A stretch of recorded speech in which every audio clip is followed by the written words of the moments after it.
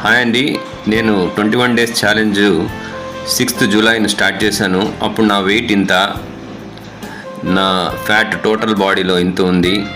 దాని తర్వాత నా విజరల్ ఫ్యాట్, నా BMI, నా ఏజ్ అప్పుడు 48 చూపిస్తోంది, యాక్చువల్గా 44.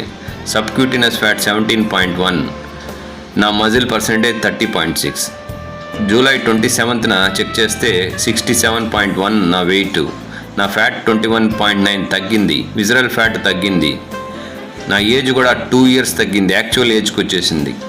దాని తర్వాత సబ్క్యూటినస్ ఫ్యాట్ కూడా 15.5కి తగ్గింది, మజిల్ 31.5కి వెళ్ళింది. మీరు చూడగలరు 6వ తేదీ నా పారామీటర్స్ ఎలా ఉన్నాయి, 27వ తేదీ నా పారామీటర్స్ ఎలా ఉన్నాయి. నా వెయిట్ చూడగలరు ఆల్మోస్ట్ 3 kilos తగ్గింది. నా విజరల్ ఫ్యాట్, నా టోటల్ బాడీ ఫ్యాట్, దాని తర్వాత నా ఏజ్ యాక్చువల్కి వచ్చింది. లాస్ట్లో మీరు చూడగలరు నా మజిల్ కూడా ఆల్మోస్ట్ 1.5% పెరిగి ఇప్పుడు 31%.